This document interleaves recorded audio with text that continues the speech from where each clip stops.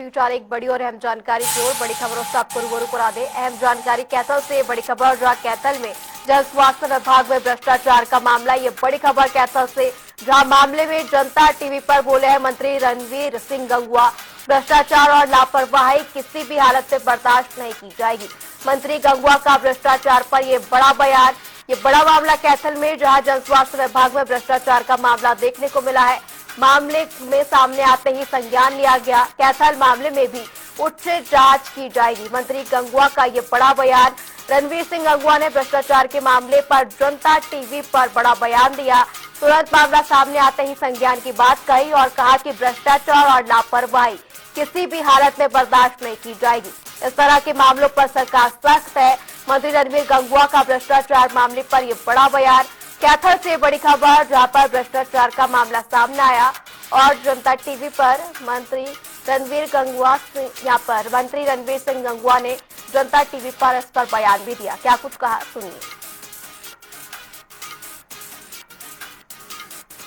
जनता TV से बातचीत में इस दौरान इस पूरे मामले को लेकर मंत्री रणवीर सिंह गंगवा ने क्या कुछ कहा, सुनिए।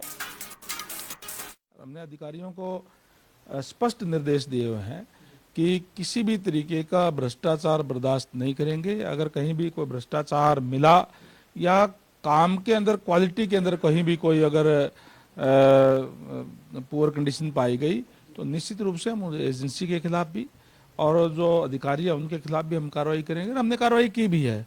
कई जो इस टाइप के एजेंसी वो पब्लिक हेल्थ में काम कर रही थी, चाहे पीडब्ल्यूडी के अंदर किसी ने अगर कहीं कोई कोताही बरती है तो उनको हमने ब्लैक लिस्ट किया है। अधिकारियों को भी हमने सस्पेंड करने का काम किया है और सख्त निर्देश हमने दिए हुए हैं कि किसी भी तरीके के भ्रष्टाचार को हम बर्दाश्त नहीं करेंगे। देखिए, कभी भी कोई अगर इस टाइप की शिकायत आती है तो जांच के बाद ही उस पर निष्कर्ष पर निकल सकते। नहीं मान सकते कि भाई ये तो इसमें तो कमी है। जांच की बात होती है, जांच के बाद इसमें बता पाएंगे।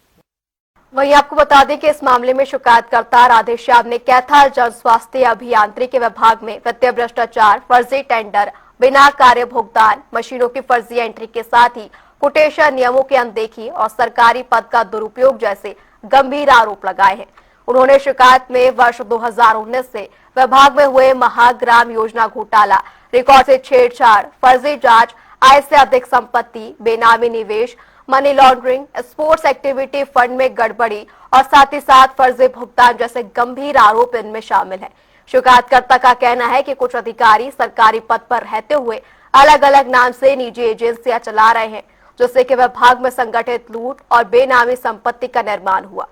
राधेश्याम प्रजापति ने बताया कि विभागीय स्तर पर भ्रष्टाचार को दबाने के प्रयास किए गए, लेकिन अब मामले की निष्पक्ष, स्वतंत्र और पारदर्शी जांच की उम्मीद है। उनका कहना है कि इस जांच में सही ढंग से काम किया जाए तो ये बड़ा स्कैम उजागर हो सकता है।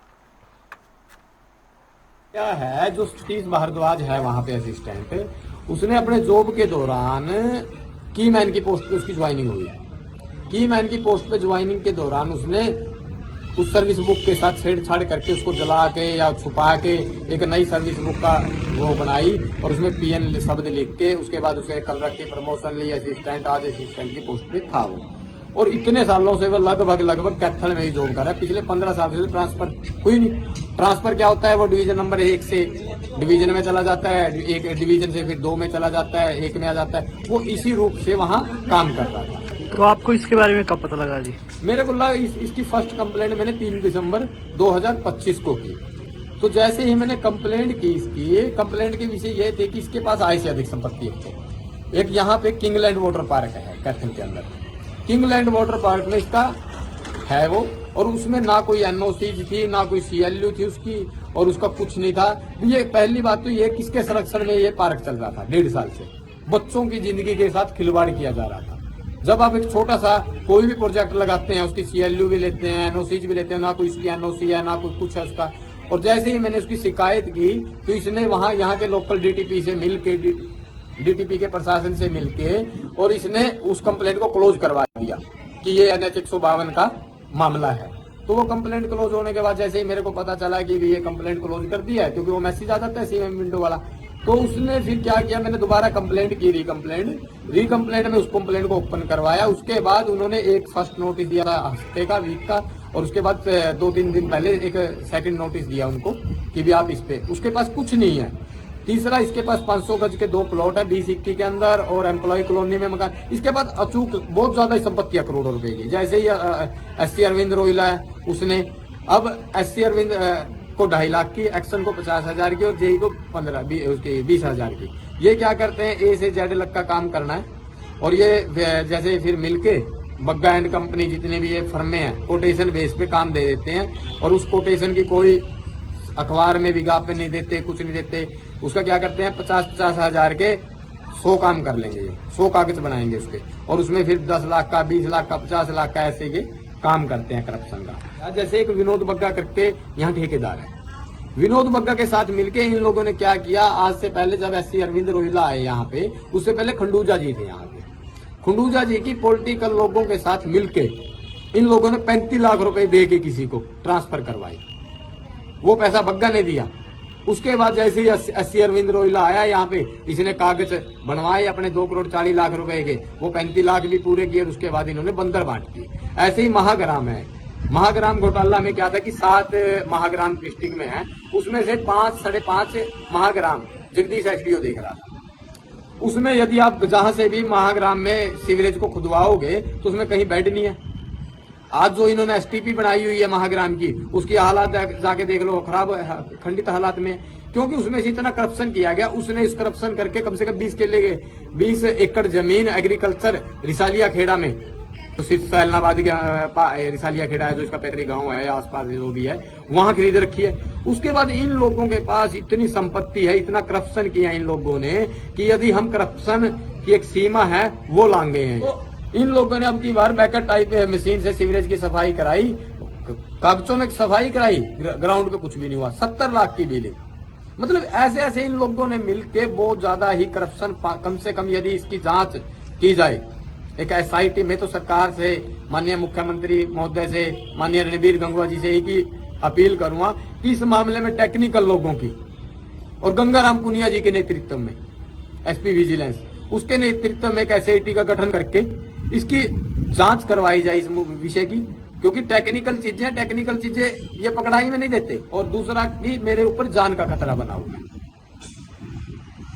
वो लोग मेरे साथ वहां कुछ कर सकते हैं मिस हैपनिंग, फिर भी मैं वहां जाऊंगा, क्योंकि मरना जीना उस परमात्मा के हाथ में है। मैं वहां जाऊंगा 9 तारीख को 2 से 11 और कागजों का निरीक्षण भी करूंगा। जो भी करप्शन के चार्जेज है इनके ऊपर, जो भी करप्शन के डॉक्यूमेंट है वहां पे मैं निकाल के लाके और अपने चीफ साहब ईमानदार ऑफिसर है पुनिया जी, उनको दूंगा लाके। और यदि वो नहीं देंगे फिर मैं पुनिया जी को बता के और वो कागज वो दोबारा निकलवाएंगे। मतलब यदि आप ग्राउंड पे जाके इनकी जांच की जाए, ये 500 करोड़ का भी घोटाला कह दो तो उससे भी ज्यादा वे सको कम नहीं मिलेगा।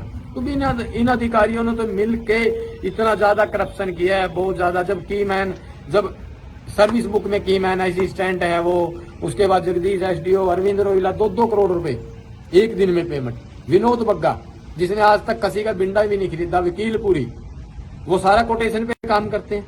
मतलब उनकी फर्मों में कितनी ट्रांजैक्शन, आप उसके बैंक स्टेटमेंट देख। जो आदमी 10 साल पहले पेंशन लगाता था आज वो करोड़ों रुपए की कोठियों में बैठा है। इनके पास जब RTI फाइल की, मैंने RTI में घुमा रहे हैं, RTI में डॉक्यूमेंट नहीं दे रही। अब मैं DTP साहब से मेरी सुबह भी बात हुई कि DTP साहब इसमें कार्रवाई करो। अब मेरे को DTP साहब कह रहे हैं हम कार्रवाई कर रहे हैं, नोटिस दे रहे हैं, और वो लोग मिलके उनको रास्ता दिखा के वो अपने अमित अत्री जी के ऑफिस में वहां जाके वो फाइल बनवा रहे हैं CLU के लिए। अरे भाई CLU तो बन जाएगी, आपको जो भी फाइन वगैरह लगती, पर इसके ऊपर पहले कार्रवाई तो करो। 1.5 साल से जो चल रहा है अब ये विषय को लेकर, मतलब ये लोग संगठित अपराध है ये, और ये पूरा गिरोह है। मैं तो सरकार से यही अपील करूंगा कि इस गिरोह से इस डिपार्टमेंट को निकाला जाए, और ये ईमानदार सरकार है, गंगवा जी की ईमानदारी के कारण ही इसकी जांच हो रही है।